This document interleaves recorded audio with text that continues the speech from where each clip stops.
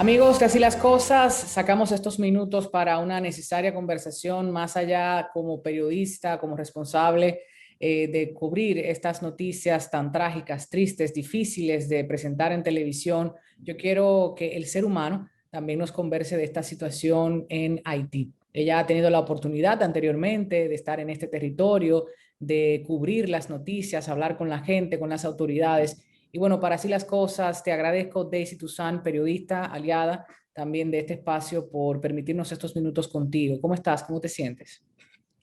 Muy bien y un gusto para mí volver a estar contigo, Tatiana. Ahora ya como periodista, ¿cierto? Pues Sí. hemos estado hablando de ese magnicidio, Jovenel Moïse, torturado, asesinado a tiros en su domicilio en Puerto Príncipe en la madrugada del 7 de julio. Se habían estado comentando de que al menos 26 detenidos, 10 prófugos en un momento. Se hablaba de ciudadanos estadounidenses, colombianos, de Ecuador, de Venezuela, que estarían implicados. Y luego pasa esta tragedia del terremoto, 2.100 muertos, un desastre natural que golpeó a más habitantes, la tormenta tropical Grace. Se hablaba de 30.000 personas que habían quedado sin hogar y bueno, pudiéramos decir, Daisy, un golpe tras otro en términos políticos, económicos y sociales, como es la realidad desafortunadamente presente en Haití desde hace muchos años, y cuando tenemos eventos naturales, pues la situación se agrava aún más. ¿Cuándo estuviste allá? ¿Por qué tiempo estuviste allá? Y cuéntanos tus experiencias. Así es, Tatiana. Un saludo para todas las personas que conectan con tu programa. Pues estuve en Haití, llegué el domingo, 24 horas después de ocurrido el terremoto.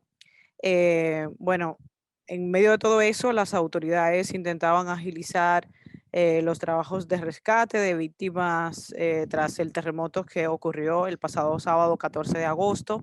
Y eso además ante la amenaza del paso de la tormenta Grace, como bien mencionaba, que eso podía provocar inundaciones y deslizamiento de tierra en ese país que aún tiene mucho desaparecido por el sismo de magnitud 7,2 que sacudió el suroeste del país a las 8:30 de la mañana y que hasta la fecha, según el último reporte, ha dejado 2.207 muertos, hay más de 12.000 heridos, desaparecidos, reportados, viviendas destruidas alrededor de 52.000 y viviendas dañadas más de 77.000.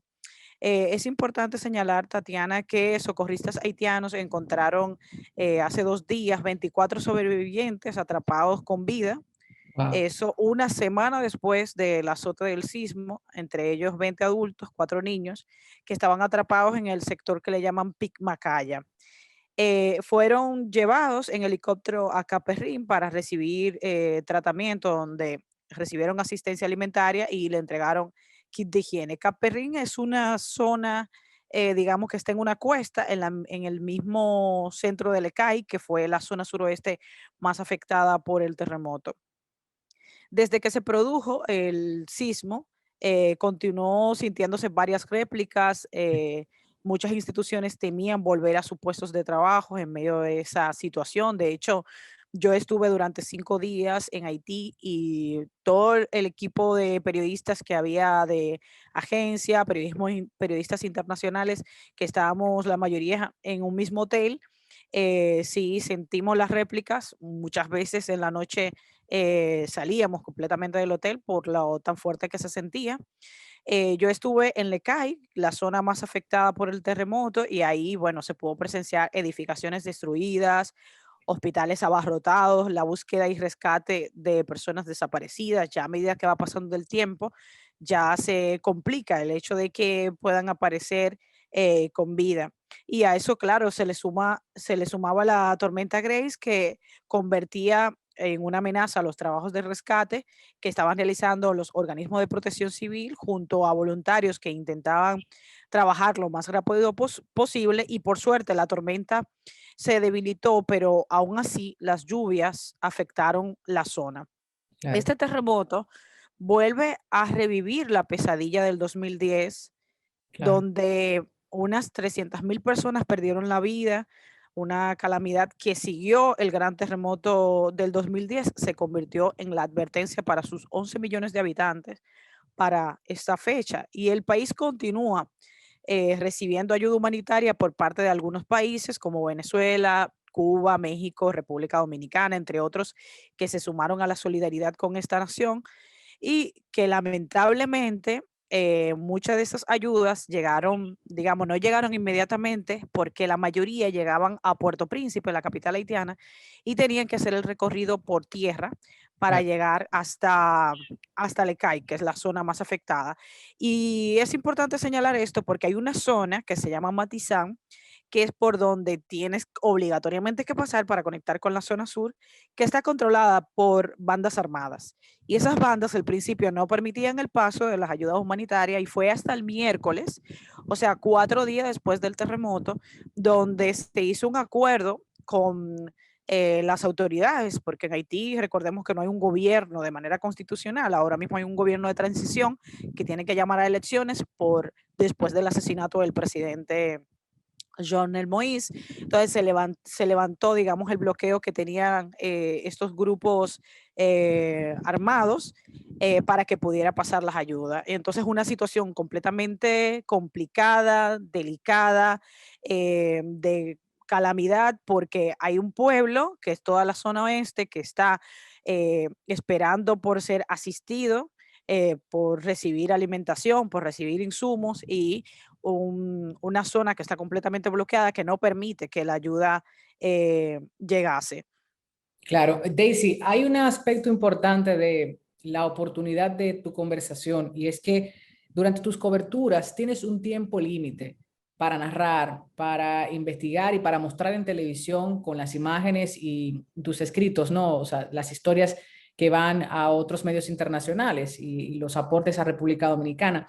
Pero me gustaría también que conversáramos de lo que vives en cuanto a las ayudas.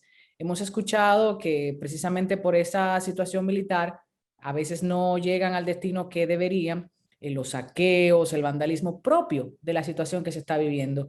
¿Qué puedes tú inferir en cuanto a las ayudas internacionales, el comportamiento del personal humanitario, periodistas, gente que colabora? O sea, ¿cuál ha sido esa realidad? ¿Qué puedes tú decirnos? Mira, yo lo que creo que se puede destacar que en o sea, algo que yo pude presenciar es la solidaridad entre el mismo pueblo haitiano. Porque Haití, antes de pandemia, antes de terremoto, antes de toda esta crisis, siempre ha tenido un sistema sanitario muy precario. Sí, Entonces, un terremoto que provoca heridos, muertos, hay que rescatar, no tienen los insumos suficientes para hacer este tipo de operaciones. Entonces, la mayoría de las personas que se recuperaron eran los mismos vecinos que estaban sacando con sus propias manos, levantando los escombros y sacando a sus familiares o vecinos o connacionales debajo de los escombros. Esto es lo primero, el cómo la solidaridad entre el mismo pueblo se notó en esto. Y luego, otro aspecto que es importante señalar es la misión de médicos cubanos que trabajaron arduamente han trabajado durante diferentes catástrofes en Haití, pero esta que yo la pude presenciar, o sea, estando allí, es el increíble trabajo que realiza un país que está completamente bloqueado, que no tiene insumos propios, el trabajando con las manos, porque no tienen los mecanismos necesarios para hacer su trabajo en Haití y sacando adelante, o sea, y haciendo énfasis de su trabajo con amor, con dedicación, con solidaridad, como los médicos cubanos que montaron todo un hospital en tela para hacer cirugías, varios partos que se recibieron en medio de la catástrofe y entonces eso es importante señalar. claro. Luego, las ayudas internacionales tardaron un poco en llegar porque aunque al día siguiente, el domingo, que fue cuando empezaron a llegar las ayudas, Venezuela, por ejemplo, que se notó, el punto estaba de cómo llegaban hasta la zona suroeste y lo que llegaron por Trasladar. barco, claro, por barco, como la Armada Dominicana, tardan varios días en poder llegar.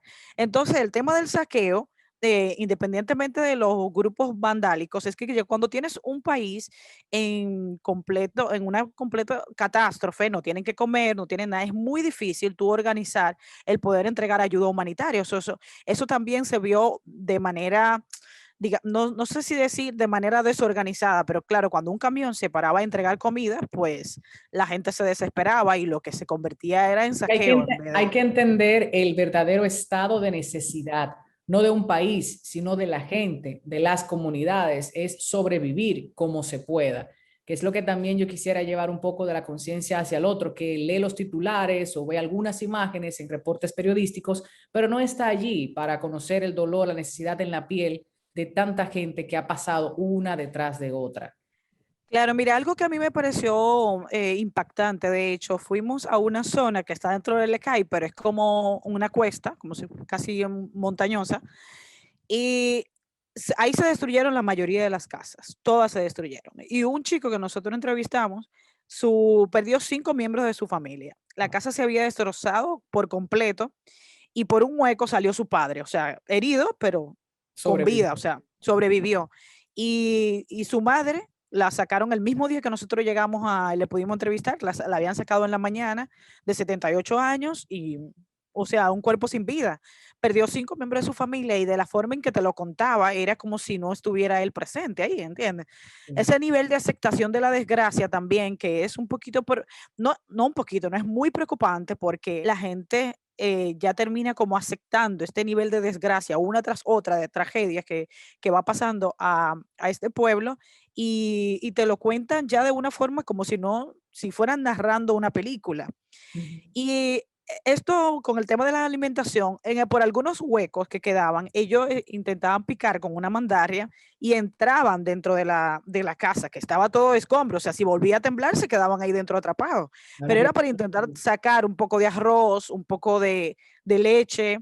Y fueron imágenes muy impactantes. De hecho, yo hice un pequeño reportaje sobre eso, porque tú dices, o sea, a ese nivel de la necesidad, o sea, han perdido sus familias y la gente está intentando poder comer algo, porque han pasado ya varios días del terremoto, no han llegado las ayudas, no hay, o sea, no hay nada y ya solamente le queda sobrevivir con lo que aparezca. Claro, Daisy, de esas coberturas que viste, tanto la tuya como la de otros colegas periodistas, ¿qué piensas debería también cubrirse? Temas a tocar, silencios que tal vez no estamos atendiendo, por eso de las líneas editoriales de cada medio, de cada país. ¿Piensas tú que hay algo que debemos estar contando más sobre esta situación haitiana? Más que contar más, yo lo que creo que hay que tratar de contar la verdad. Hay muchos medios, incluso medios dominicanos, que sacaron informaciones que eran completamente falsas, porque las redes sociales son armas de doble filo y a través de las redes sociales se veían imágenes que eran del terremoto del 2010 y le estaban poniendo como el terremoto de ahora, imágenes incluso que eran de otros países, que no era Haití, pero le estaban poniendo como que eran Haití Sí, y hacerse eco como medio de comunicación, como periodista, de ese tipo de informaciones que ruedan en las redes sociales es muy delicado. muy Por grave. ejemplo, aquí se dijo, o sea, en República Dominicana, un medio, un periódico digital, dijo que una ambulancia que habían secuestrado eran de médicos dominicanos y eso es muy delicado para dos países que comparten una misma isla, que tenemos nuestras diferencias, todo. Es como agregar leña al fuego cuando eso no es cierto. Claro, Entonces, más que ver qué contar, yo lo que creo es que hay que contar la verdad. claro. Llevarse, digamos, guiarse de los medios que estén directamente en el terreno, si como medio no puedes mandar a un periodista para cubrir la noticia, poder tratar de hacerlo de agencias de medios que estén viviendo directamente ahí. Y otra de las cosas también que hay que señalar, o sea, poner enfoque principal de lo que está pasando en Haití es el tema psicológico, porque no solamente la ayuda humanitaria tiene que ser comida, colchones, ayuda, es la parte psicológica está impactando demasiado en la sociedad, porque era como decía, desgracia tras desgracia, la gente entiende que ya o sea, están acostumbrados, esto estamos para que nos pase esto y no va a pasar algo más grande mañana. Y eso se refleja en la forma como la gente te lo narra, como la gente lo vive, como la gente actúa, y yo creo que también una de las partes que deberíamos aportar como ayuda humanitaria sería trabajar la parte psicológica de un pueblo que sufre desgracia tras desgracia.